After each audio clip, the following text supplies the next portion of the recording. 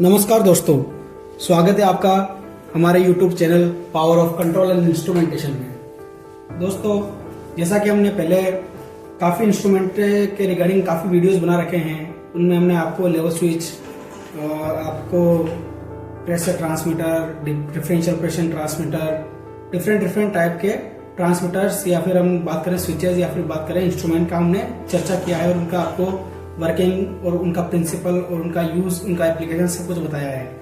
तो चलिए दोस्तों, आज आप आगे बढ़ते हैं। इसी श्रृंखला में हम आज बात करेंगे पुल कोड स्विच की। अब जैसे कि पुल कोड स्विच, जो आपको नाम से ही लग रहा है पुल कोड स्विच, दैट मीन्स ऐसी कोड जिसको पुल करने पे वो एज अ स्विच का काम करे। स्विच मैंने आपको ऑलरेडी बता रखा है कि स्विच क्या होता है। स्विच का मतलब होता है अपना डिजिटल सिग्नल, ओके। यानी कि मेरा डीसीएस को जो जाएगा वो या तो 0 जाएगा या 1 जाएगा। और 0 और 1 क्या होता है? 0 मेरा होता है जब मेरे पास कोई वोल्टेज सप्लाई नहीं है, और 1 मेरा क्या होता है? जो मेरा कंट्रोल सप्लाई है उसे मैं एज अ 1 मानता हूं, वो मेरे डीसीएस के लिए 1 बनता है। कंट्रोल सप्लाई आपकी 24 वोल्ट हो सकती है, 24 वोल्ट डीसी, 110 एसी, 220 एसी, है ना। Control supply as a application और एज अ अपन जो मेरा डीसीएस का डिजाइन है उसके हिसाब से हम फील्ड में कंट्रोल सप्लाई रखते हैं। तो इसी तरह से आज हम देखेंगे पुल कोड स्विच। पुल कोड स्विच का यूज हम करते हैं जनरली जो लंबी कन्वेयर्स होती है या फिर कोई भी कन्वेयर बेल्ट हो गई, तो उनमें पुल कोड स्विच का हम यूज करते हैं। पुल कोड स्विच में ये पुल कोड जो रहते हैं वो कन्वेयर बेल्ट्स के दोनों तरफ लगे रहते हैं, और इन पुल कोड स्विच से एक पुल कोड से दूसरे पुल कोड के बीच में एक रोप बनी रहती है, इस टाइप की रोप, ठीक है। एक पुल कोड ये रहा, एक पुल कोड ये रहा, और एक पुल कोड उस बेल्ट में आगे रहेगा। जो जनरली हम एक पुल कोड से दूसरे पुल कोड की दूरी रखते हैं वो जनरली 30 मीटर के अराउंड रखते हैं। अब किसी जगह वो 30 मीटर का, 25 मीटर भी हो सकता है, 35 मीटर भी हो सकता है। जनरली नॉर्मली प्रैक्टिस जो रहती है वो 30 मीटर की रहती है। 30 मीटर तक हमें एक पुल कोड से दूसरे पुल कोड के बीच में डिस्टेंस रखते हैं, और उन पुल कोड को हम रोप के थ्रू सबको बांध के रखते हैं। ये पुल कोड बेल्ट कन्वेयर के दोनों तरफ लगते हैं। अब पुल कोड की बात करें, पुल कोड का यूज क्या होता है। देखिए दोस्तों, जब लंबी कन्वेयर होती है तो उसमें क्या होता है कि मान लीजिए आपको कोई साइट इंस्पेक्शन पे गया, या कुछ एबनॉर्मलिटी हो गई बेल्ट में, या किसी ह्यूमन इंसिडेंस हो गया है, एनीथिंग अगर हो गया है, कुछ भी हो गया है, तो आप अब बेल्ट कन्वेयर जो लंबी रहती है उसको बंद कैसे करोगे? क्योंकि हमारा जो इमरजेंसी स्टॉप होता है वो आपका मोटर एंड पे रहता है, ड्राइव एंड पे रहता है।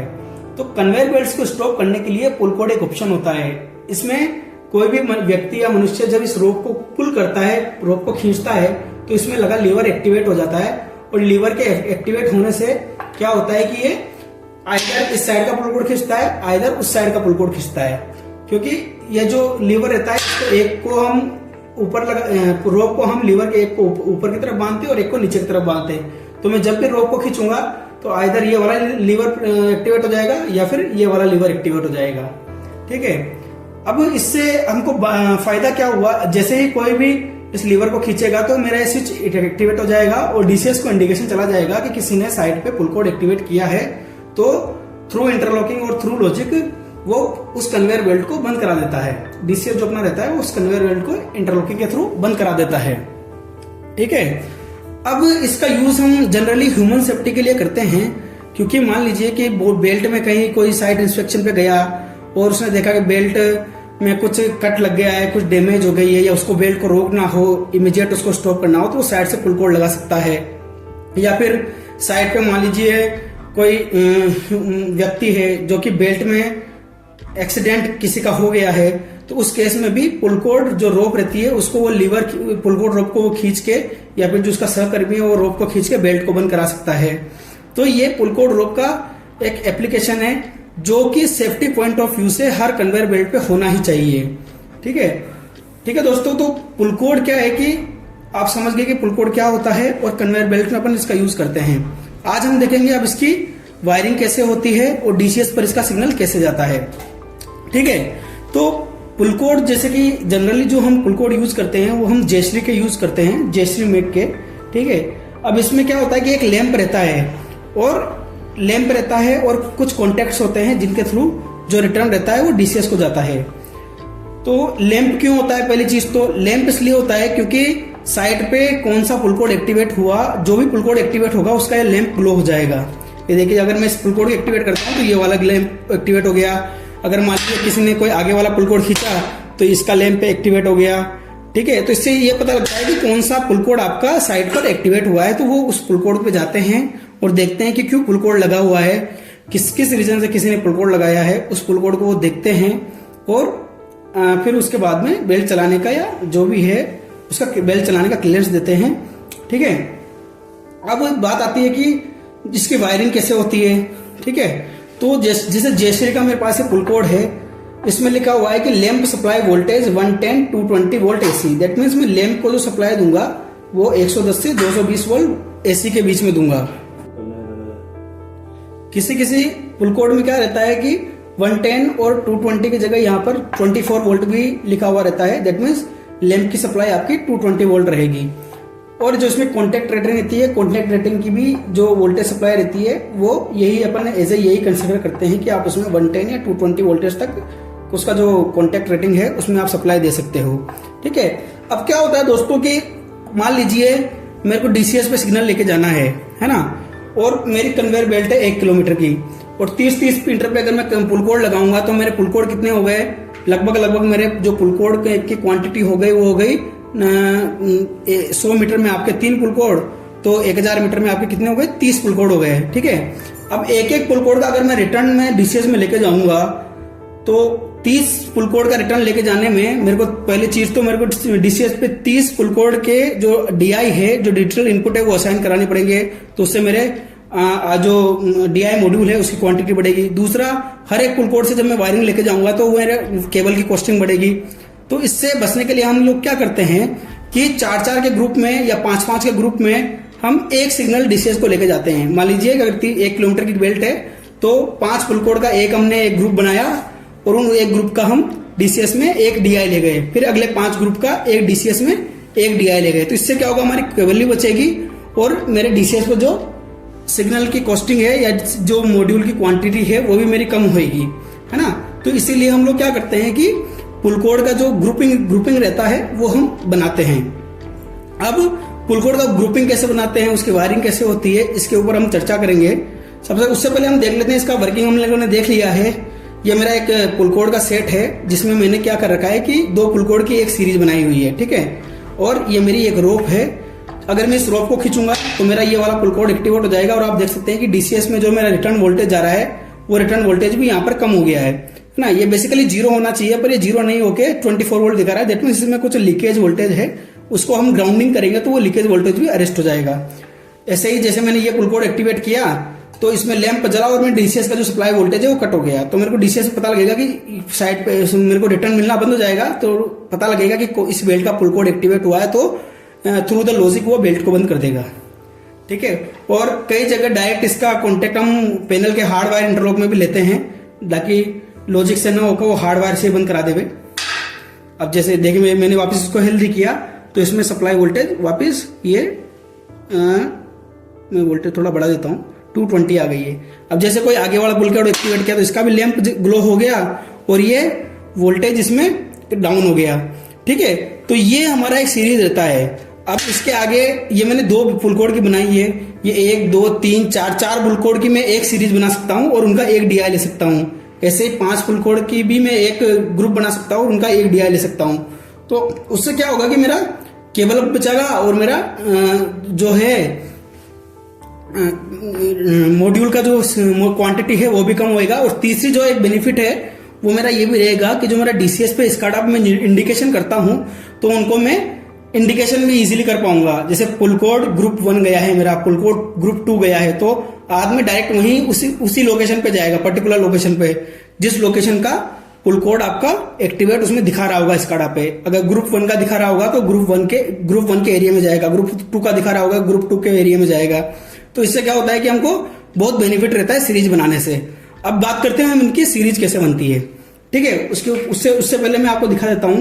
ये देखिए, जैसे ये लैंप है, इसमें ये जो कॉन्टेक्ट है ये कॉन्टेक्ट रहते हैं। ये जयश्री के पुल कोड की बात कर रहा हूँ मैं। ये जो हमारा पुल कोड है वो है 110/220 वोल्ट, मतलब कि मैं जो इसमें 110 से लेकर 220 वोल्टेज तक एसी सप्लाई दे सकता हूँ। 24 वोल्ट में ये काम नहीं करेगा। ठीक है, तो इसमें ये वाला जो चेम्बर रहता है ये टर्मिनल ब्लॉक रहता है। इसमें लैंप लगा रहता है और इसी टर्मिनल ब्लॉक में हम लोग वायरिंग करते हैं। और जो ये वाला चैम्बर रहता है इसमें ये देखिए, इसमें क्या रहता है कि इसमें ये कॉन्टैक्ट मैकेनिज्म रहता है। ये हमारे कॉन्टैक्ट है, जब भी कोई पुल कोड एक्टिवेट होता है तो ये लीवर यहाँ से प्रेस होएगा, ये देखिएगा, ये देखिए लीवर ये प्रेस हुआ, ये लीवर प्रेस हुआ तो अंदर के कॉन्टैक्ट चेंज हुए। अब कॉन्टैक्ट चेंज हुए, जो कॉन्टैक्ट चेंज हुए मतलब कि इसमें दिया हुआ है कि मेरा 1 और 2 एनसी कॉन्टैक्ट है, 3 और 4 मेरा एनसी कॉन्टैक्ट है, 5 और 6 मेरा 1 2 एनसी है, 3 4 एनसी है, 5 6 एनओ है, 7 8 एनओ है, 9 10 मेरा लैंप को जा रहा है और 11 और 12 मेरा स्पेयर है। ठीक है, अभी हम बात करेंगे कि इसकी लैंप, इनके लैंप की वायरिंग और इनकी कंट्रोल, इसका जो रिटर्न की वायरिंग है, जो मेरा डीसीएच को रिटर्न जा रहा है उसकी वायरिंग हम कैसे करते हैं उसके ऊपर हम बात करते हैं। दोस्तों अभी जैसे मेरा ये पुल कोड 1 है, ये पुल कोड 2 है, अगर इसकी वायरिंग की हम लोग बात करें तो सबसे पहले मैंने आपको बताया था मेरा 1 और 2 जो है वो एनसी कॉन्टैक्ट है, 3 और 4 मेरा एनसी कॉन्टैक्ट है। ठीक है, और जो मेरा इसमें है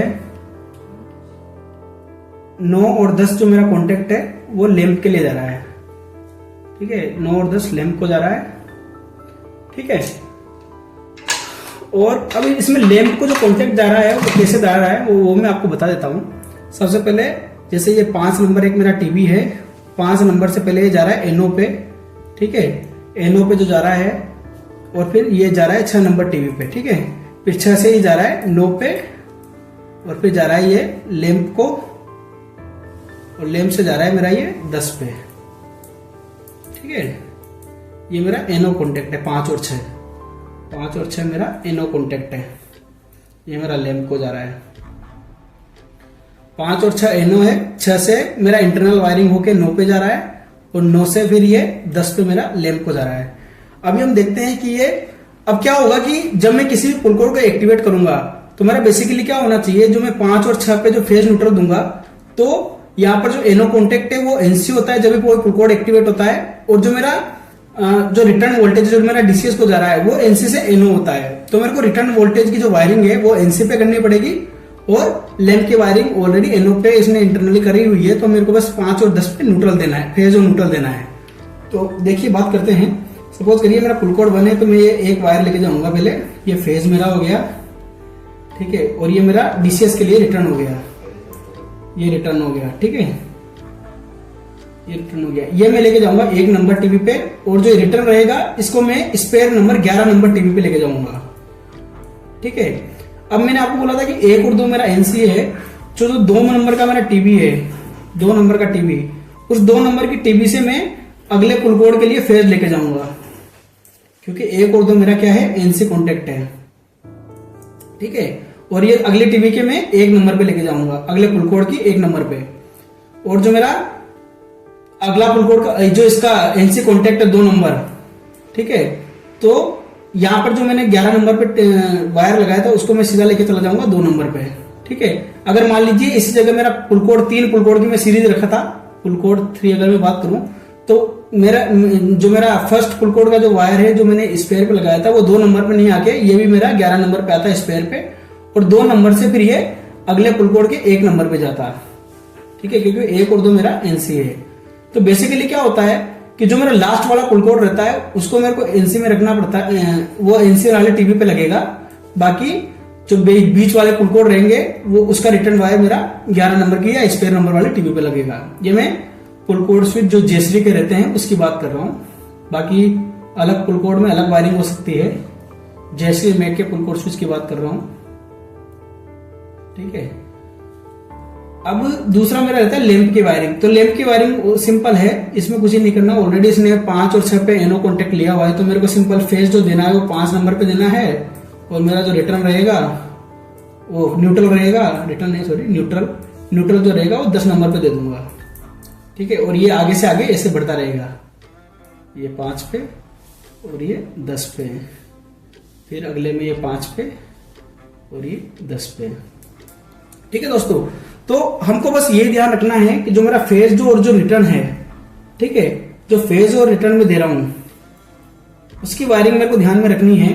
सबसे पहले जो मैंने फेज दिया वो 1 नंबर पे दिया पहले पुल कोड के, और अगले पुल कोड के लिए जो मैं फेज निकालूंगा वो 2 से निकालूंगा, फिर अगले पुल कोड के लिए वो आ जाएगा 1 पे, फिर नेक्स्ट पुल कोड के लिए जो फेज निकालूंगा वो 2 से निकालूंगा, और फिर वो तीसरे पुल कोड के 1 नंबर पे आ जाएगा।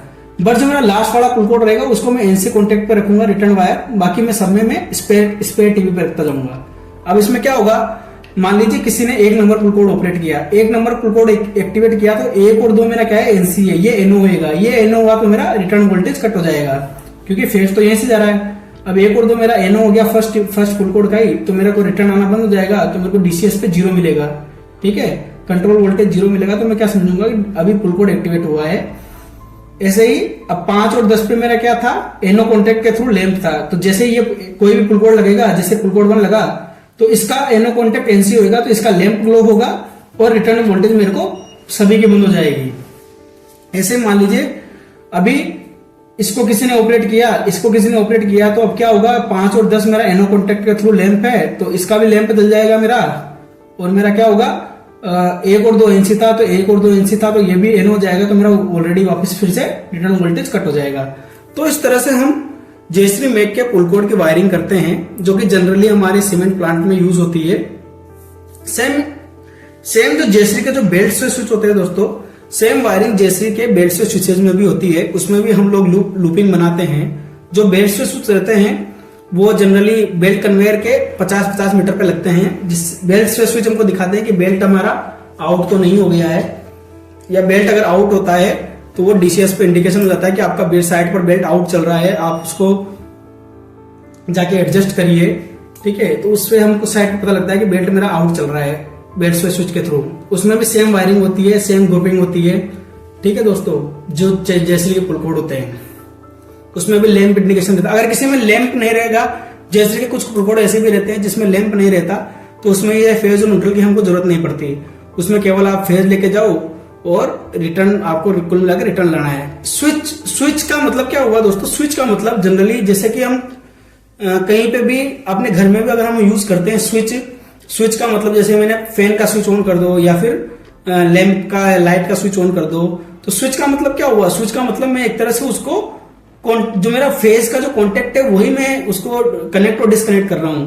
तो मैं अगर ऑन करता हूं तो जो फेज की जो सप्लाई है लैंप को वो एक्टिव, वो उसको कनेक्ट कर देता हूं, तो फेज मेरे को लैंप पे मिल जाता है या फैन पे मिल जाता है। तो इसमें भी सिंपल जो हमारे इंडस्ट्री में स्विच का मतलब होता है वो भी यही होता है। कुल मिला के आपको जो हमारा कॉन्टेक्ट है उस कॉन्टेक्ट के थ्रू हमको वायरिंग जो हमारा कंट्रोल वोल्टेज है वो लानी होती है वापस डीसीएस में, ठीक है दोस्तों। तो ये था आज का हमारा सेशन पुल कोड के ऊपर। तो मिलते हैं नेक्स्ट वीडियो में, तब तक के लिए धन्यवाद, थैंक यू। हमारी वीडियो को अच्छी लगी हो तो लाइक करिए, सब्सक्राइब करिए, शेयर करिए और अपने दोस्तों को भेजिए, ताकि वो कुछ जो भी इंस्ट्रूमेंटेशन के रिगार्डिंग जो प्रॉब्लम्स है उनको सॉल्व आउट कर सकें। ये हमारे पास में एक कन्वेयर बेल्ट हमने आपको दिखाई है। इसमें देखिए ये टेल फ्लूइड के पास में जो आपको दिख रहा होगा ये जेडएसएस है। इसमें क्या है, प्रॉक्सिमिटी लगी हुई है जो कि पल्स को सेंस कर रही है। जेडएसएस क्या होता है ये हमने हमारे प्रीवियस वीडियोस में आपको दिखा रखा है। ये देखिए एक बेल्ट कन्वेयर है जो कि अभी रनिंग है, और इसमें आप देख रहे होंगे ये साइड में एक हुक से रोप जा रही है। ये रोप ही जो है ये रोप हमारी पुल कोड पे जाके बंधी हुई है। सबसे पहले ये देखिए ये ऊपर जो ये दिखाया हुआ है ये हमारा बेल्ट स्विच है ना। ये बेल्ट स्विच जयश्री का ही है। इसमें जब बेल्ट आउट होती है तो वो लीवर ऑपरेट होता है और हमारा लीवर ऑपरेट होता है और बेल्ट स्विच ऑपरेट होता है। ये मेरा पुल कोड स्विच है। ये देखिए जब भी मैं रोप को खींचूंगा तो मेरा ये पुल कोड स्विच ऑपरेट होएगा, और जैसे ही पुल कोड स्विच ऑपरेट होएगा तो मेरा सीसीआर में इंडिकेशन चला जाएगा कि किसी ने साइड पे पुल कोड ऑपरेट किया है।